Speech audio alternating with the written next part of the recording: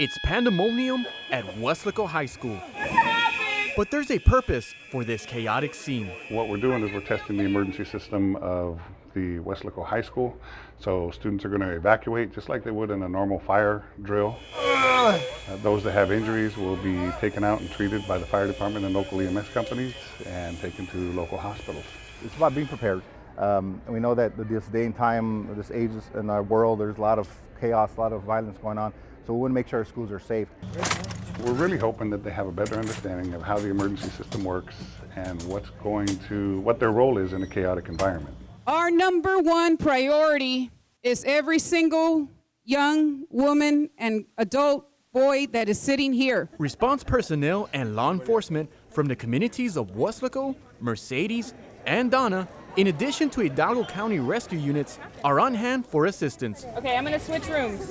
In what's dubbed as a disaster preparedness emergency drill, over 150 volunteers from faculty, students, and parents are here to participate in this full-scale, intense exercise. We are going to have a pickup truck slam into the side of the building where there just happens to be natural gas lines. It's going to affect 2 different classrooms. There'll be a collapse in those 2 different classrooms as well too. Smoke, fire, everything else that goes along with it. And I know a few times some tears are slipping out of my eyes because hearing some of my friends call out, hey, like I can't breathe, hey, I'm trapped, like I need to get out, am I gonna die?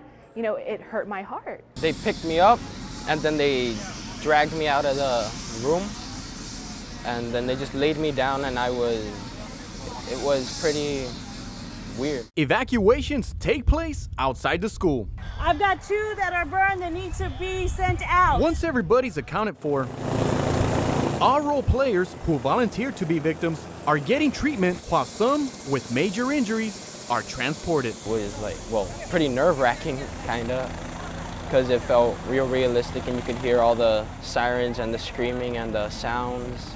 I learned that this stuff really does happen. It can happen anywhere at any time, and it's good that they're helping us right now because we'll be prepared for it when it actually does happen. I want to go down this and I want you to look. We want to be positive and see where we need improvement. At the conclusion of the event, school administration and rescue officials meet here in the faculty conference room for a debriefing or recap of today's events. Let me call security. Emergency Officials call it a hot wash where everyone discusses the pros and cons of the day's drill.